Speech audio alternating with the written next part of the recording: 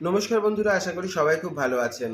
গতকাল থেকে সোশ্যাল মিডিয়াতে একটা ভিডিও খুব আলোড়ন সৃষ্টি করছে যে কলকাতার নামকরা রেস্টুরেন্টে মাটনের জায়গাতে বিফ খাইয়ে দেওয়া হয়েছে। এবার আমার চোখে দেখতে গেলে একটা ঘটনা আপনাদের বলি, কেউ কাউকে তো খাইয়ে দেয় না। যদি সেই রেস্টুরেন্টে মেনশন থাকে যে নো বিফ, তাহলে আপনাদের সেটা সেই রেস্টুরেন্ট প্রথমে চুজ করতে লাগবে। এবং সেখানেও যদি দেখেন যে পাইল করা হচ্ছে খাসির মাংসর সাথে গরুর মাংস, তাহলে সেটা অন্যায় এবং তার শাস্তি আছে, অবশ্যই তার শাস্তি হওয়া দরকার।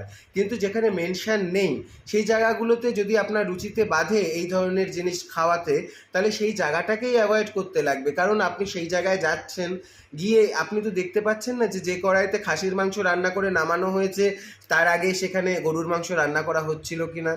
যে ট্রেতে গ্রিল করা হচ্ছে এখন খাসির মাংস, সেই ট্রেতেই গ্রিল করা আগে গরুর মাংস হয়েছিল কিনা সেটা তো আপনি যাচাই করতে যাচ্ছেন না।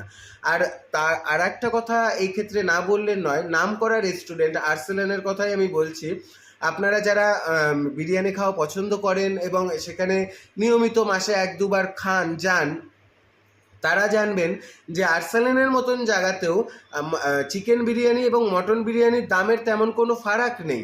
কিন্তু আমরা যদি বাজারে কিনতে যাই চিকেন 240 টাকা কেজি, আর মাটন কিনতে যাই 850 টাকা কেজি, তাহলে এই ডিফারেন্সটা যেখানে এতটা হিউজ মার্কেটে, তাহলে তারা একই রেটে এই দুটো বিরিয়ানি দিচ্ছে কিভাবে? কোনো তো একটা কারণ থাকবে। কোনো দিন জিজ্ঞাসা করেছেন আর্সেলানে গিয়ে যে আপনাদের দুটোর দামই কী করে সমান হতে পারে? চিকেনের দাম বাজারে এত, মাটনের দাম এত, তাহলে এই দুটো দামের মধ্যে ফারাকটা কেন থাকছে না বিরিয়ানিতে? তাহলে কি তারাও কি অন্য কিছু মেশাচ্ছে, নাকি তার কাছে অন্য কোনো অ্যান্সার আছে? যদি জানা থাকে জানাবেন, আমার জানা নেই।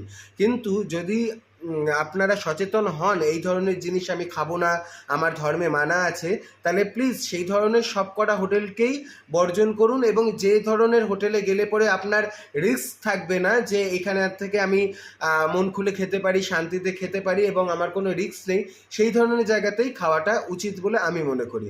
ভালো থাকবেন, আর উত্তরগুলো জানা থাকলে নিশ্চয়ই জানাবেন।